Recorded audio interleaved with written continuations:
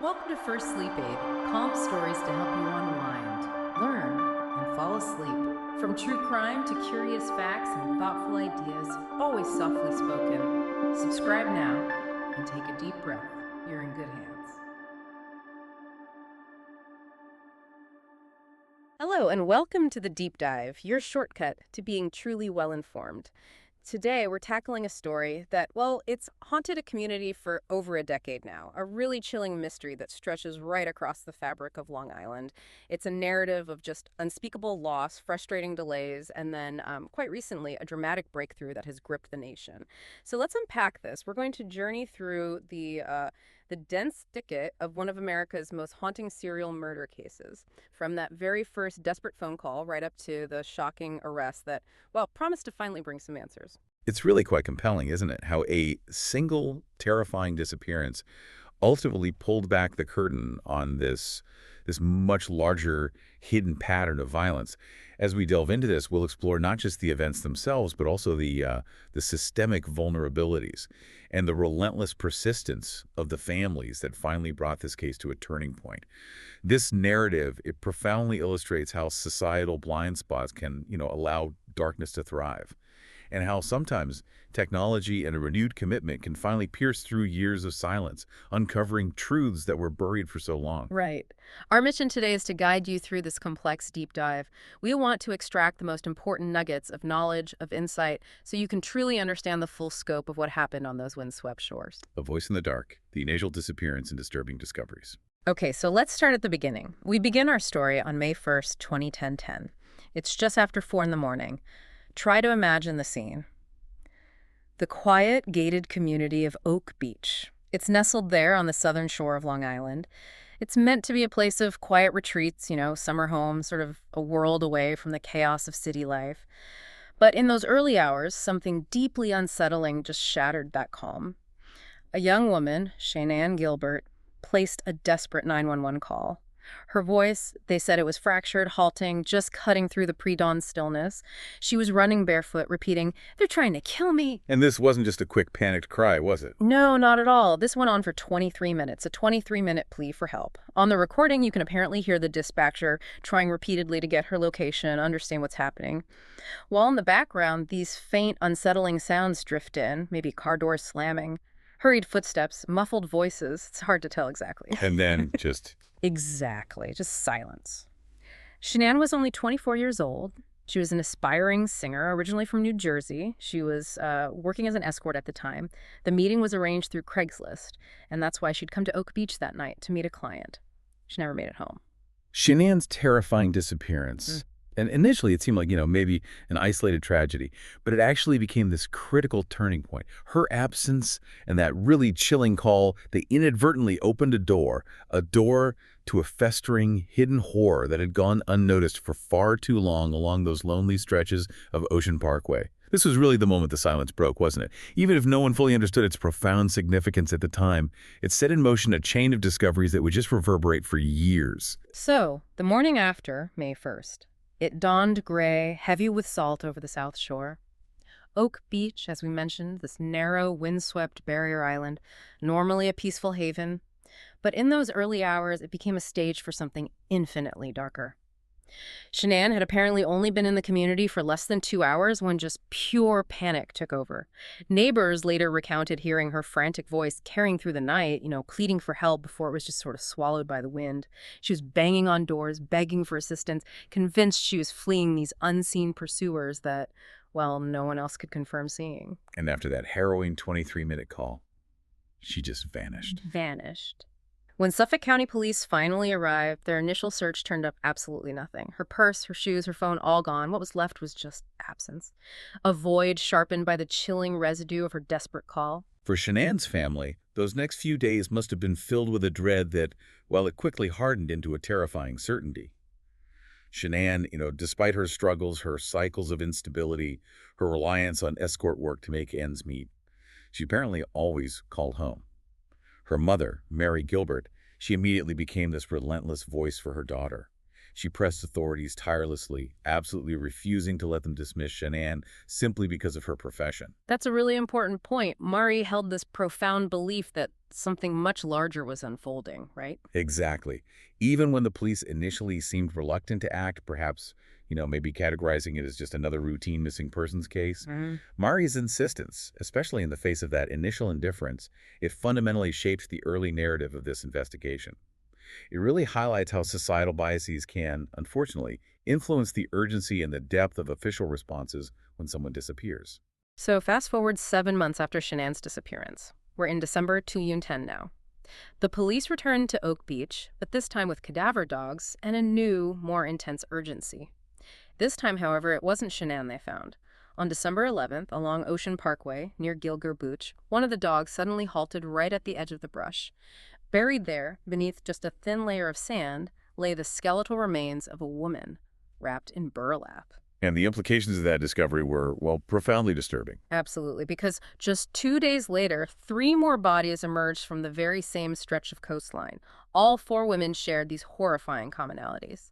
They were young, petite in stature, and they had all worked as escorts, advertising their services through Craigslist. And all were discarded in a chillingly similar manner, placed along that same narrow strip of land that borders the Atlantic. Those immediate commonalities made it unequivocally clear this was no coincidence, was it?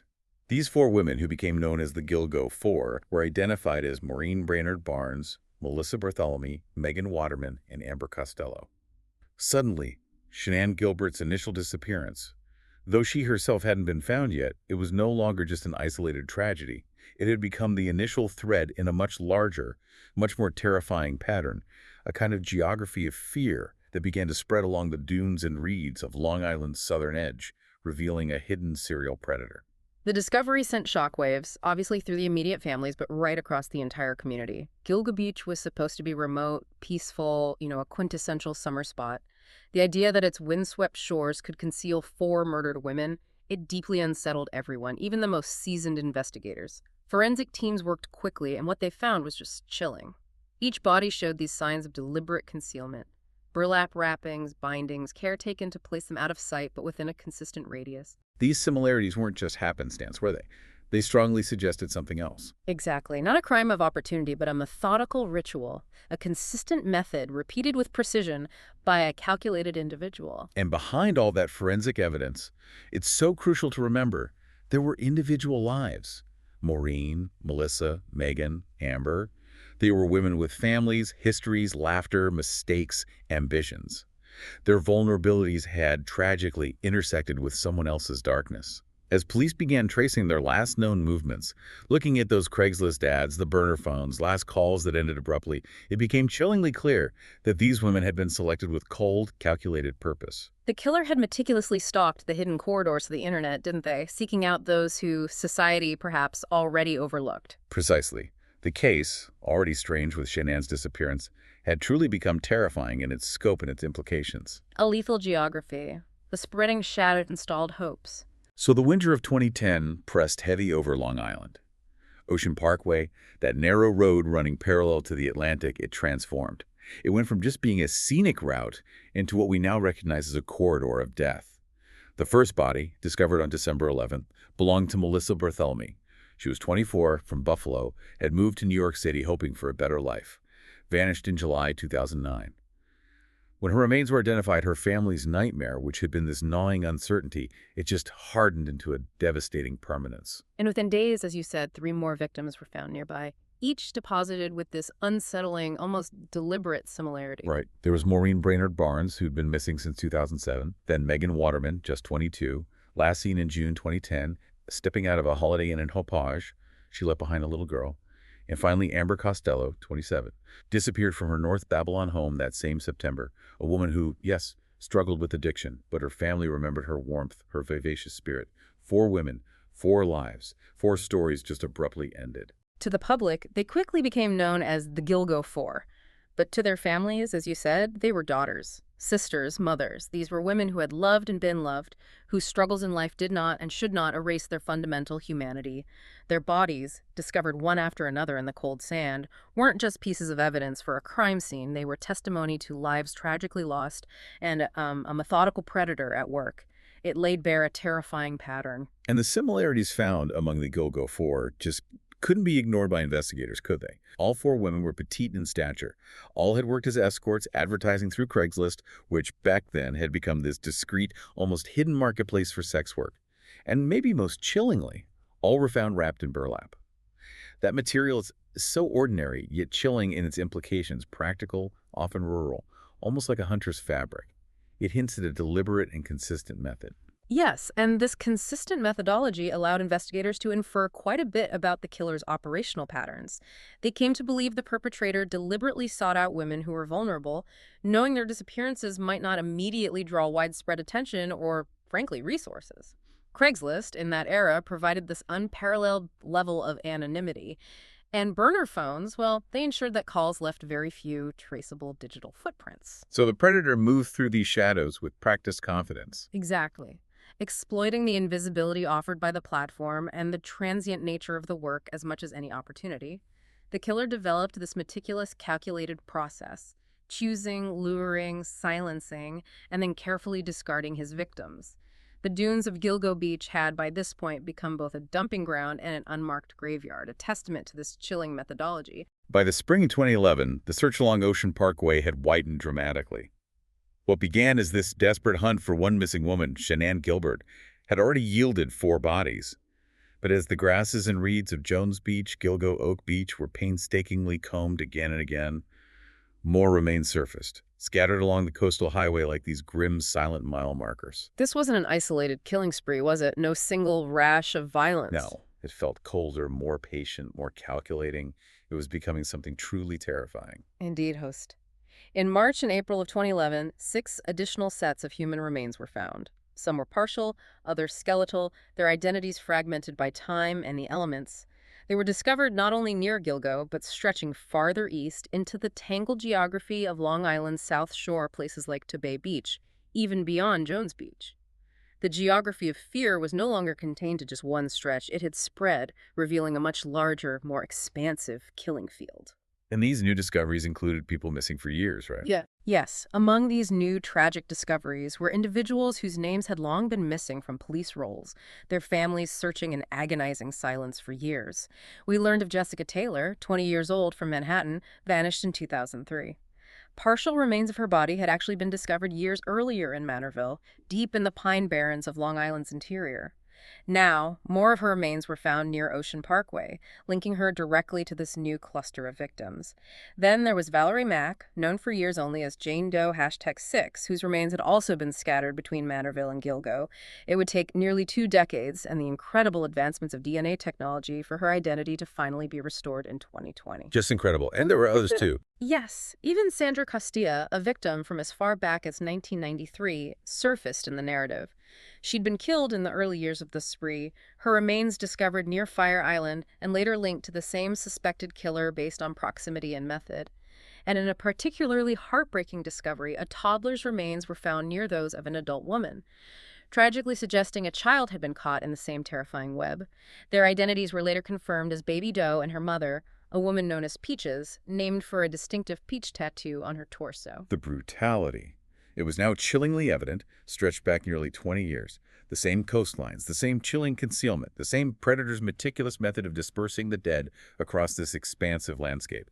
But amid this growing catalog of horror, one absence remained tragically unaccounted for: Shanann Gilbert, the woman whose desperate call started it all. Her family clung to this slim hope she might still be found alive, but as the months passed, the evidence suggested otherwise.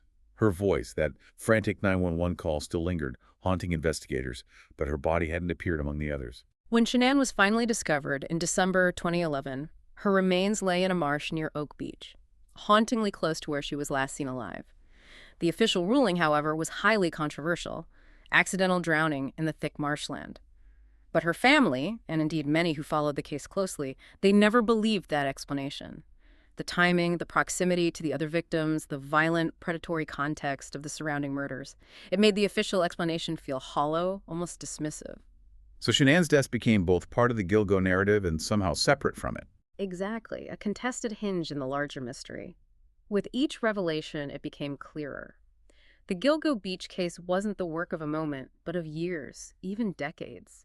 A serial predator had moved silently through Long Island, selecting women society rarely protected, discarding them in lonely places where no one would stumble upon them by accident.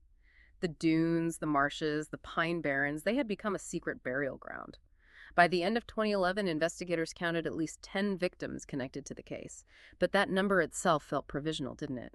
A figure that might grow as technology and persistence brought new links to light.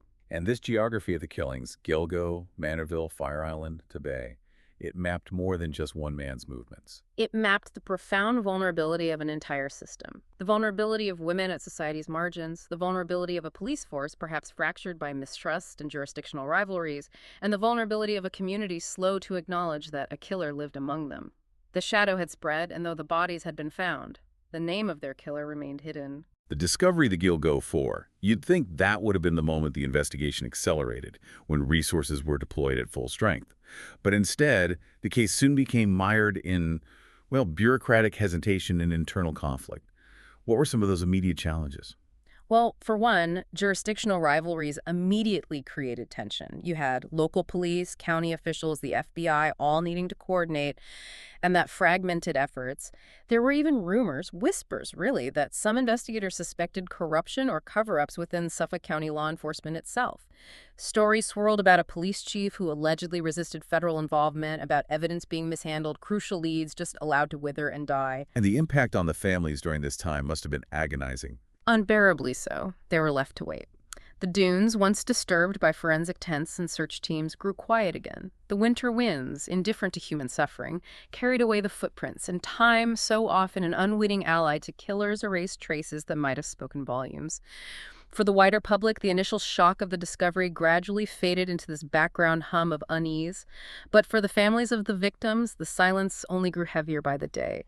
The pattern had been exposed. The killer had, in a way, revealed himself through his gruesome repetition, but he remained nameless, faceless, a chilling presence haunting the margins of Long Island. Echoes and shadows, the human cost and digital hunting ground. The dead do not speak. But in Gilgo Beach, their families refused to let silence be the final word.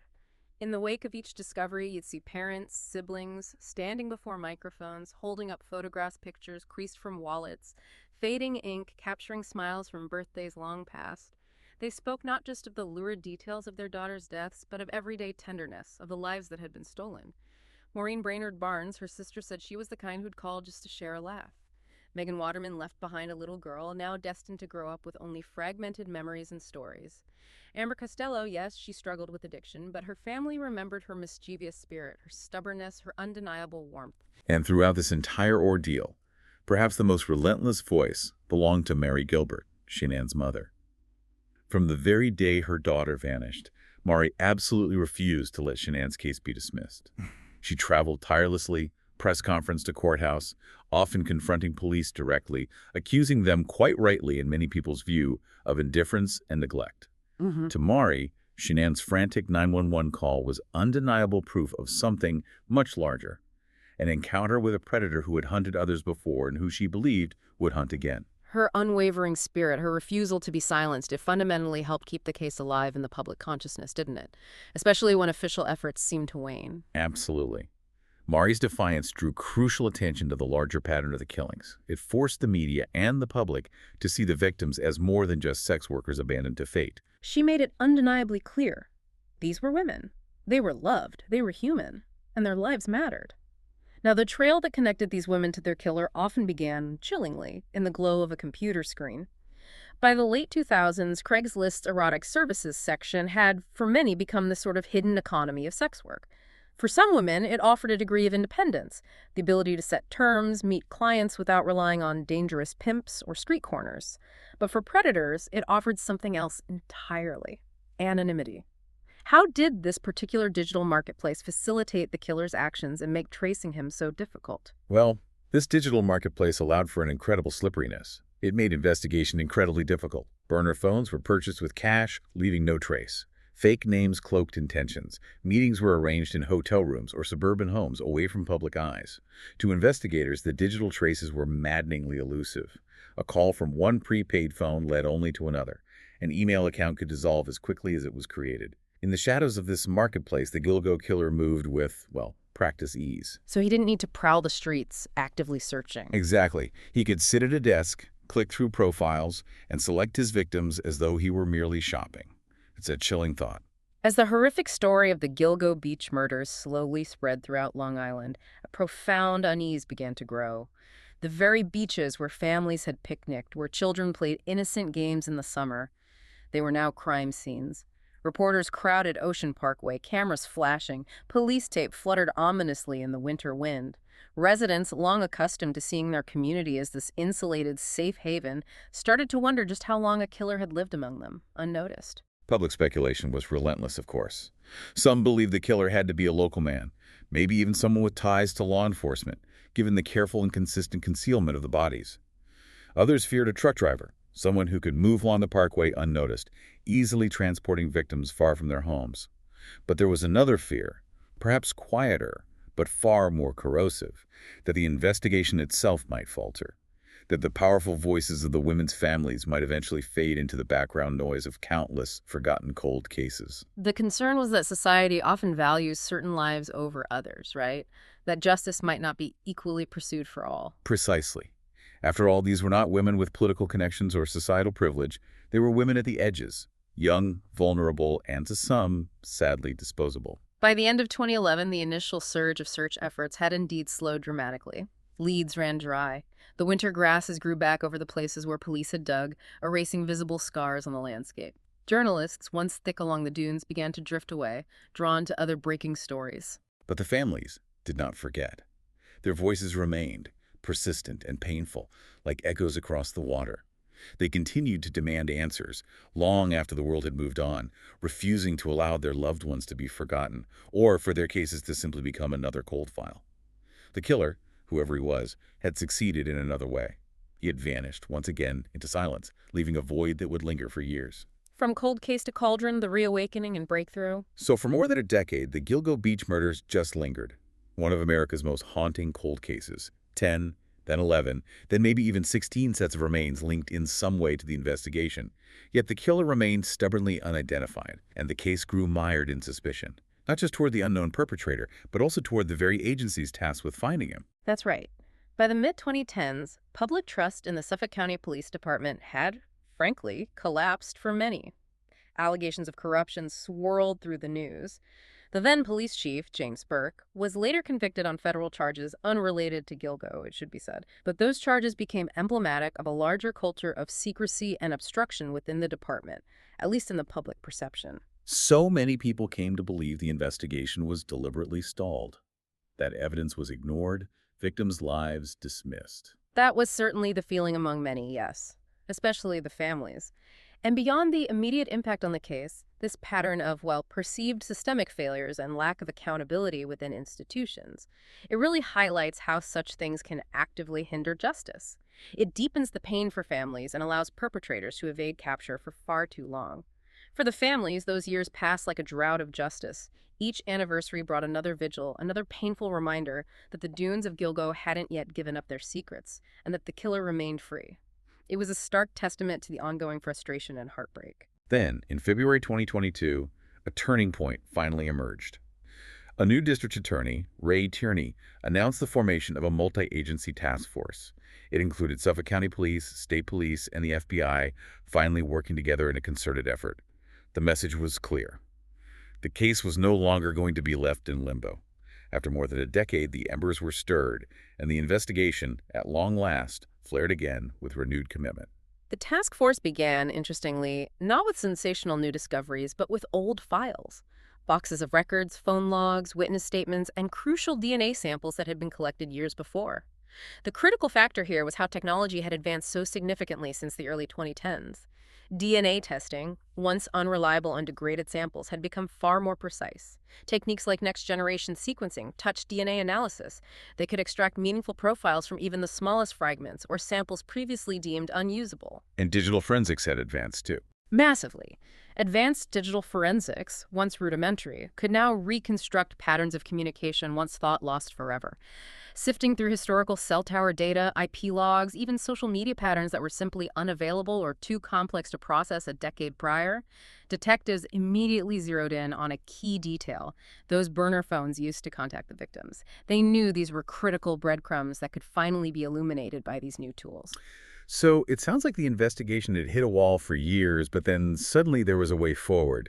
What was that critical turning point, the kind of breakthrough cold case teams often describe as a dream? It truly was something like that, and it came from a really unexpected source: DNA. Specifically, investigators were able to match genetic material from a discarded pizza crust found in a man's trash in Manhattan, of all places, to DNA recovered from one of the burlap wrappings, the burlap that had cocooned a victim more than a decade earlier. Wow. So this wasn't just a clue, it was direct scientific proof. Exactly, linking a specific person to the crime scene.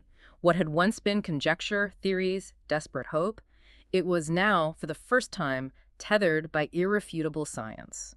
And that wasn't the only piece of physical evidence that suddenly found new life, was it?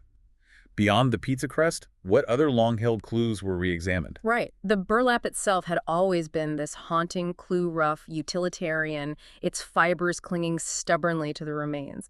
Years earlier, investigators had found a single strand of hair on that material. Too degraded to test reliably back in 2010, it had just languished in evidence storage, a silent witness. But with new methods available to the task force, it was re-examined. And that re-examination yielded a critical result. The strand of hair carried mitochondrial DNA. Okay, mitochondrial DNA. That's not quite as specific as nuclear DNA, right? Correct. It's not unique to an individual in the same way. Mitochondrial DNA is inherited maternally, meaning it can link an individual to a maternal family line. In this case, it was consistent with Hoyerman's household. So it wasn't enough on its own for conviction, but it was another undeniable link in the chain, powerfully corroborating the pizza crust DNA. Each piece of evidence, long dormant, was beginning to speak again. And beyond the physical, there were also those digital breadcrumbs you mentioned, the burner phones. Yes. Once thought nearly impossible to trace, they now revealed themselves through repetition and the sheer volume of new data analysis tools. So if these burner phones were so elusive initially, how did advanced digital forensics finally manage to untangle their movements and connect them to a suspect? Well, the killer had used multiple prepaid phones to contact the victims, a pattern previously difficult to pin down. But when those numbers were plotted against historical cell tower data, a truly damning pattern emerged. Many of the calls originated from areas near Hoyerman's home in Massapequa Park and, crucially, near his office in Manhattan. The very geography of his daily commute, from his suburban home to the city and back, chillingly mirrored the arc of the calls made to the victims. And there was more, wasn't there? Something particularly chilling. Yes, a detail that speaks to the killer's brazen cruelty. After some victims vanished, their phones had apparently been used to make cruel, taunting calls to family members. Investigators discovered that those taunting calls had also pinged towers near Hoyerman's known locations, reinforcing the pattern. The killer's own movements, his own deliberate actions, had ultimately betrayed him through his digital trail. So for years, the case had been mired in shadows, rumors, speculation, theories, and almost unbearable silence. Now, with DNA evidence, with the reconstructed cell data, with surveillance logs and witness accounts, the net was drawing tight around a specific individual. Right. Hoyerman had lived his life like a man walking a balance beam, maintaining a seemingly normal family life and career in the daylight, while prosecutors allege pursuing violence and concealment in the dark. That precarious balance had held for more than a decade. But one piece of pizza, one strand of hair, one digital breadcrumb too many finally tipped him from the shadows into plain view. When investigators presented their comprehensive findings to a grand jury in 2023, the case that had seemed utterly unsolvable for 13 years suddenly carried the weight of inevitability. The Gilgo killer was no longer a phantom. Rex Hoyerman, the man behind the mask. When the news of the arrest finally broke in July 2023, the name that shattered the silence was Rex Hoyerman, a 59-year-old architect. Residents of Massapequa Park, that quiet suburban neighborhood not far from the beaches, they struggled to reconcile the man they thought they knew with the monstrous crimes he was now accused of. On the surface, Hoyerman lived this distinctly ordinary life. Commuted daily to Manhattan, worked out of a midtown office, handled projects for corporate clients, city agencies. He had a wife, children, a modest suburban home on a quiet street. And to his neighbors, he was seen as, well, eccentric, but largely unremarkable, right? Sometimes brusque, sometimes awkward, but hardly the monster the headlines were screaming about. Exactly. They recounted small interactions. He helped shovel snow, maybe made odd remarks, but his presence was so unassuming that many barely noticed him at all. To them, he was just Rex, the man who lived in the weathered house with peeling paint, tucked among manicured lawns and maple trees. The idea that this same man, this suburban architect, could be the Long Island serial killer seemed utterly incomprehensible. It's just a stark reminder of how the mundane, the everyday, can so effectively mask the truly monstrous. It allowed a killer to hide in plain sight for decades. And yet, when investigators entered his Massapequa Park home, they found a world carefully hidden behind its shabby facade. This house, investigators said, was less a sanctuary than a fortress of secrets, particularly the basement. What disturbing discoveries were made within its walls. The discoveries made there were truly shocking, according to reports. Detectives found files containing violent pornography, which often disturbingly mirrored the methods used in the murders. That suggests a deeply entrenched pattern of fetishization of the violence itself. There were also meticulously detailed lists of materials, tape, burlap, disposal supplies, all suggesting careful planning, not mere impulse, for each crime. Records of burner phones and meticulous digital searches pointed to years of careful preparation, indicating a long-term calculated methodology. It's as if the basement served as both an archive of his depravity and a blueprint for his dark desires. Exactly. A chilling counterpart to the architect's professional work, meticulously outlining a different kind of construction altogether. It paints such a stark, terrifying picture. Upstairs, family life continued. Dinners, school days, watching television. But below, in the shadows, another life was being meticulously mapped in silence. That juxtaposition is disturbing.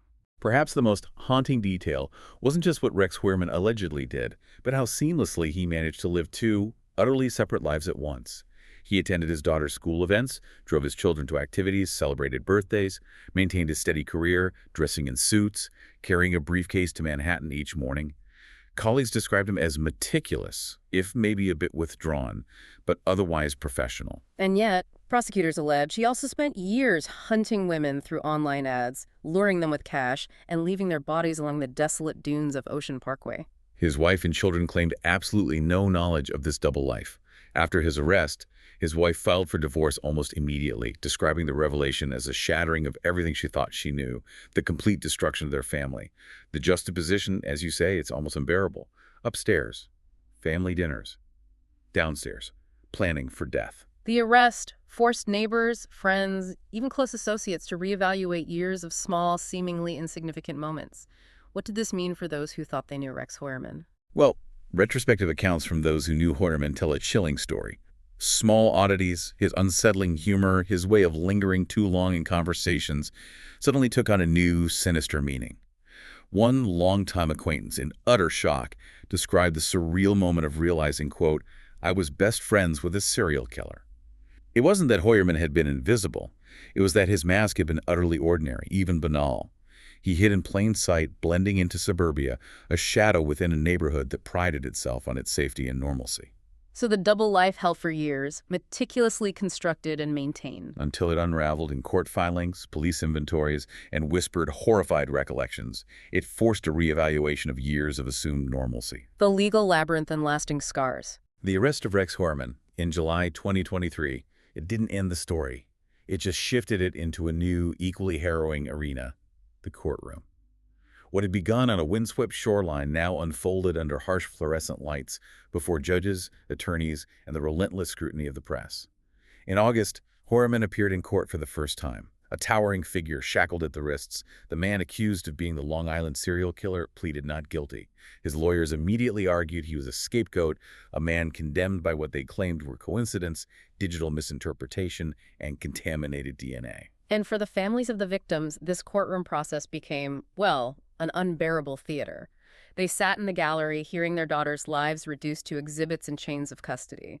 The names they had repeated in vigils and memorials were now recited in legal motions, stripped of warmth, placed into the cold, clinical language of legal procedure. It was just a brutal extension of their grief, wasn't it? Forced to revisit every painful detail in a new, public way, transforming their personal sorrow into a public spectacle. The prosecution's case, as you might expect, leaned heavily on scientific evidence.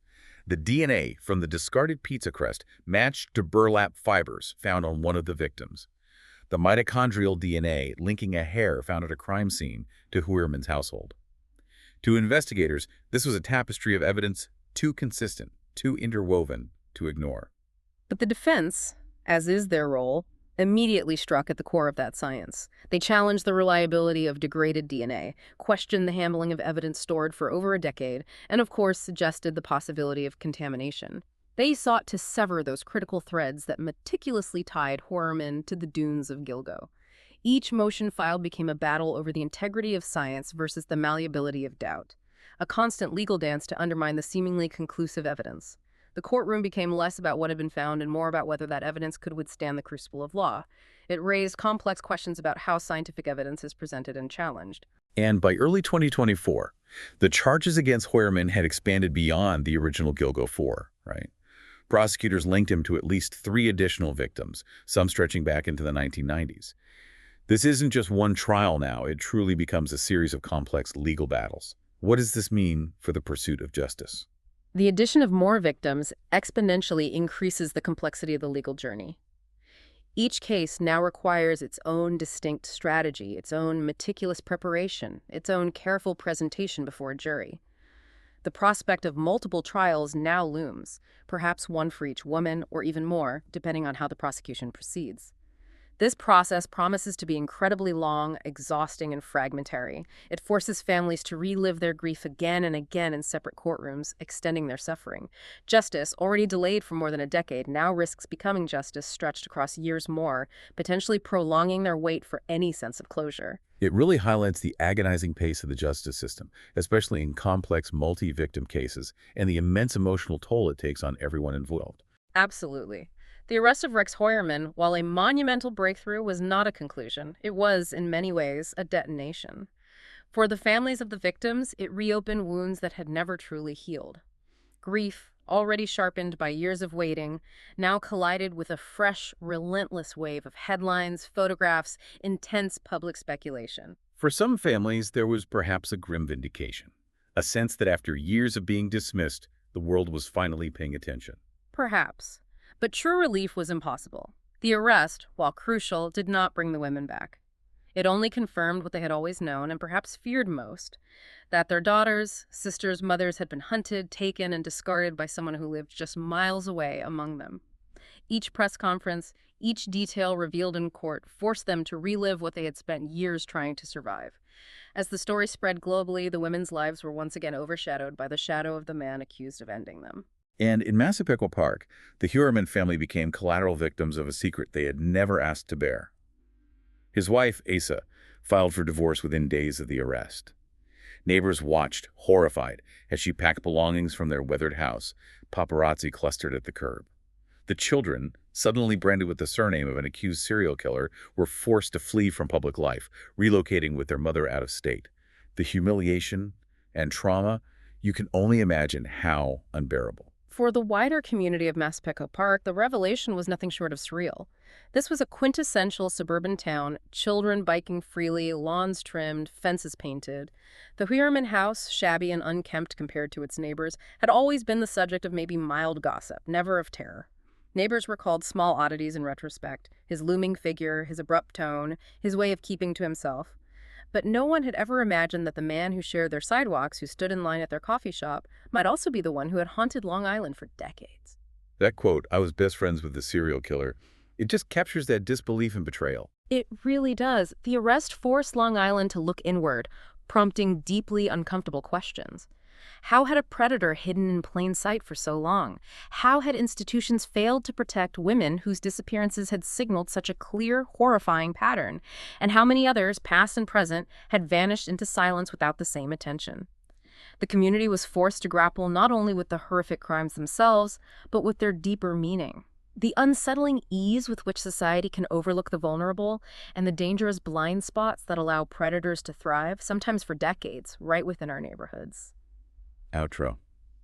As we bring this deep dive to a close, we return, in our minds at least, to those quiet marshes along Ocean Parkway.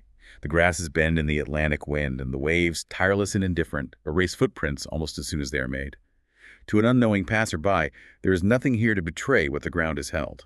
Memory, however, lingers in silence. This case isn't just about a killer, it's about the persistence of memory, about families who refuse to let silence bury their daughters, about a community forced to face what had lived among them, and about the dignity of lives too often dismissed. It's a profound testament to the human spirit's refusal to let tragedy be forgotten. The Long Island serial killer case is a scar on a landscape meant for summer, an echo of screams no one heard in time. It is also a mirror reflecting the lives society so easily overlooks, the women who moved in shadows, who were diminished by labels, but who were loved, who dreamed, who mattered. Their stories, often silenced in life, demand to be heard in remembrance. It makes you think, doesn't it? What other hidden histories or overlooked vulnerabilities might be lurking beneath the surface of our own communities, waiting for someone to finally listen? The man accused now sits awaiting trial, but the truth of what happened on these dunes cannot be undone. Justice, however defined, will never return the years stolen, but the quest for it ensures that we remember the names, the faces, and the lives that were so cruelly taken. And as night falls on Gilgo Beach, there is no dramatic conclusion, only the hush of reeds, the salt on the air, the darkening horizon, and a quiet, profound promise. We remember.